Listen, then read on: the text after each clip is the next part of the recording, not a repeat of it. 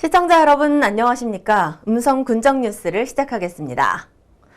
음성군이 제74주년 광복절을 맞아 나라사랑 태극기 달기 운동을 체계적이고 적극적으로 추진했습니다. 최근 일본의 화이트리스트 제외라는 사실상의 경제보복 조치 이후 일본 제품 불매 운동이 민간 주도로 빠르게 확산되고 있는 가운데 나라사랑 태극기 달기가 범군민 참여 운동으로 빠르게 전개되고 있습니다. 이에 음성군도 음성 소식지, 홈페이지, SNS와 유관단체 회의 시 광복절에 각 가정에서 태극기를 개양할 수 있도록 홍보하고 읍면별 태극기 개양 모범 아파트를 지정 운영했으며 음성군 블로그 게시글에 태극기 개양 또는 인증샷을 댓글로 올리는 국기사랑 운동의 다양화를 도모했습니다. 또한 군 공무원들은 자발적으로 카카오톡 프로필 사진을 태극기로 교체했고 온라인에서도 태극기 물결을 유도하고자 태극기 인증샷 릴레이 댓글 달기 운동도 추진했으며 광복절에는 광복 회원들과 함께 청산의 무궁화 기념식수와 독립유공자 후손 초청 간담회도 실시해 나라사랑 실천을 위한 애국심 고취에 다 함께 동참했습니다.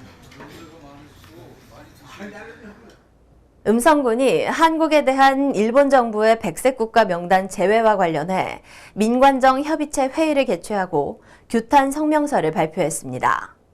이날 회의에는 20여 명의 민관정 협의체 회원들이 참여했고 지역경제 파급 영향 분석, 관내 일본 수출입 관련 기업체 현황, 향후 대책 등을 논의했습니다. 이어 일본 정부의 백색 국가 명단 제외에 대한 규탄 성명서를 채택하고 군청 현관으로 이동해 일본 정부 수출 규제 조치 규탄 성명서를 발표했습니다. 규탄 성명서는 여성단체협의회 강희진 회장이 낭독했고 함께 자리한 각급 기관사회단체장 등 60여 명도 일본 정부의 수출 규제 조치 등 보복행위 즉각 철회와 사법부 판결을 존중하는 진심 어린 사과 그리고 정당한 피해 배상을 요구하라고 외쳤습니다. 음성군 의회가 긴급 의원 간담회를 개최하고 일본의 경제보복 철회 촉구 성명서를 채택했습니다.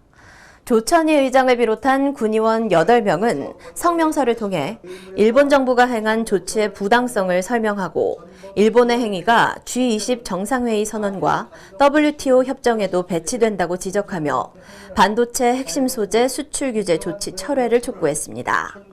특히 대법원이 지난해 내린 일제강점기 강제동원 피해자들에게 해당 일본 기업이 배상해야 한다는 최종 판결의 대응 성격이라는 점도 명확히 하면서 수출 규제 조치의 부당함과 강제동원 피해자에 대한 배상도 함께 이뤄지기를 바란다는 입장을 표명했습니다. 조병옥 음성군수가 일본으로부터 반도체, 디스플레이 핵심 소재를 수입하고 있는 주식회사 DB하이텍 음성 공장을 방문해 애로사항을 청취했습니다.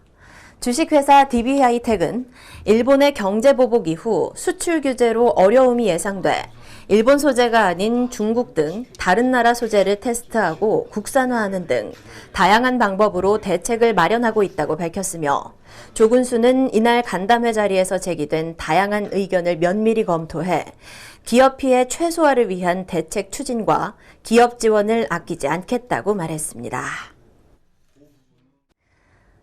음성군이 연이은 태풍 북상으로 피해가 예상됨에 따라 6일 긴급 대책회의를 가졌습니다. 이번 회의는 태풍의 진로와 영향 범위 등 기상 상황에 따른 태풍 피해 최소화를 위해 13개 협업부서별 임무와 점검사항 등을 논의했고 유사시 둔치주차장, 지하차도 등 위험지역 통제와 비닐하우스, 광고물 게시대 등 강풍 피해에 취약한 시설물을 사전에 결박하도록 했으며 유원지 피서객들에게도 사전 대피를 안내해 피해가 발생하지 않도록 하라고 지시했습니다. 음성군 새마을회가 74주년 광복절을 기념해 가무제 전적비에 태극기 동산을 조성했습니다. 이번 행사는 나라사랑 태극기 운동의 일환으로 진행됐으며 한반도의 평화를 염원하고 광복절의 의미를 상기시키기 위한 퍼포먼스로 김기명 회장이 제공한 태극기 1,200개와 새마을 수기 700개를 이용해 한반도 모양의 태극기 동산을 조성했습니다. 행사를 주관한 김기명 회장은 오늘 조성한 태극기 동산이 군민들의 마음속에 광복절의 의미를 상기시키고 나라 사랑의 원동력이 되길 바란다고 말했습니다.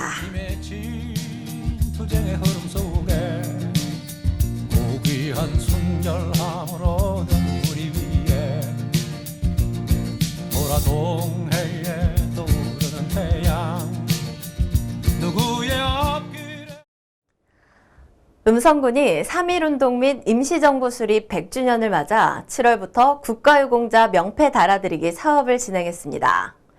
74주년 광복절을 맞아 국가유공자들의 숭고한 희생을 다시 한번 되새기는 계기를 갖고자 조병옥 군수가 국가유공자 가정을 방문해 국가유공자임을 알리는 명패를 직접 달아드리고 격려와 감사를 표했습니다. 이 밖에도 군은 공용 버스터미널과 군청 로비에서 실시하는 독립유공자 공적 사진 전시회도 열어 군민들이 볼 수 있도록 했습니다. 도시재생 뉴딜 사업의 밑바탕이 될 감곡면 도시재생 주민협의체 발대식이 감곡도서관 2층 회의실에서 개최됐습니다.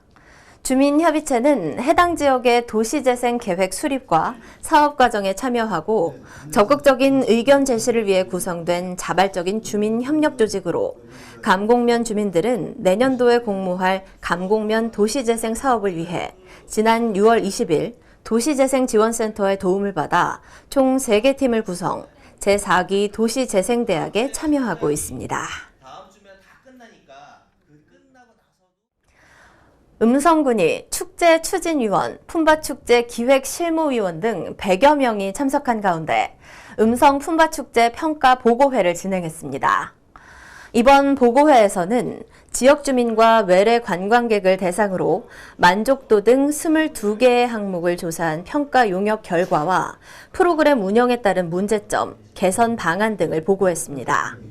올해 2년 연속 문화관광 유망축제로 선정되면서 문화체육관광부의 방문객 집계 지침에 따라 33만 8,836명이 다녀간 것으로 집계됐으며 품바축제의 경제 효과는 약 294억 원이라는 분석이 나왔습니다. 만족도에서는 축제의 재미, 축제 프로그램, 축제를 통한 지역문화 이해 항목의 방문객 만족도가 높았지만 축제장의 접근성과 주차장, 살거리와 먹거리에 대한 항목은 만족도가 낮은 것으로 나타났습니다. 본격적인 무더위가 계속되는 가운데 음성군청 미디어정보과 직원들이 매주 수요일 쿨한 데이를 보내고 있어 눈길을 끌었습니다. 미디어 정보과 김경호 과장의 아이디어인 쿨한데이는 매주 수요일 직원들이 간소하고 편안한 복장으로 근무하자는 취지에서 시작됐으며 여름철 업무 능률 향상과 에너지 절약을 위해 직원들이 피켓 셔츠나 면바지, 운동화 등 개인 업무 특성에 맞게 편안하고 자율적인 복장으로 근무하도록 했습니다. 한편 미디어 정보과에서는 올 여름 쿨한데이 시범 운영 후 연말까지 확대 운영할 계획이라고 밝혔습니다.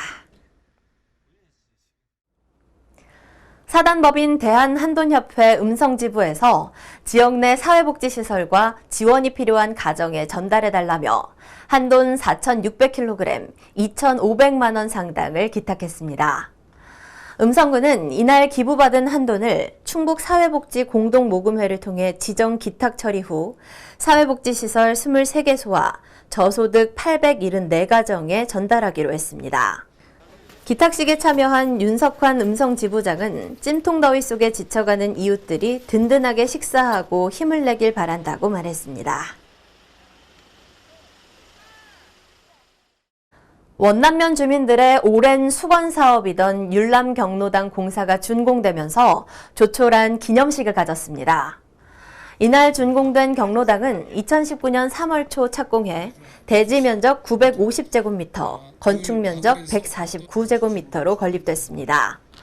상놀이 남거루 이장은 마을 어르신들의 보금자리가 생겨 매우 기쁘다며 지역 주민들과 소통하고 화합을 다지는 장소가 될 것이라고 말했습니다. 다음은 주민들의 생활에 필요한 정보를 제공하는 알림마당 시간입니다. 오는 8월 31일까지 반려견 등록을 활성화하고 동물 등록 정보를 현행화하기 위해 동물 등록 잦은 신고 기간을 운영합니다. 반려견 등록은 법적 의무사항으로 주택 또는 준주택에서 기르거나 이외의 장소에서 반려 목적으로 기르는 반려견은 반드시 등록해야 합니다. 등록은 주소지에 상관없이 음성군에서 지정한 6개 동물 등록 대행업체에 문의하시면 됩니다. 이상으로 음성 군정 뉴스를 모두 마치겠습니다. 시청해주신 여러분 고맙습니다.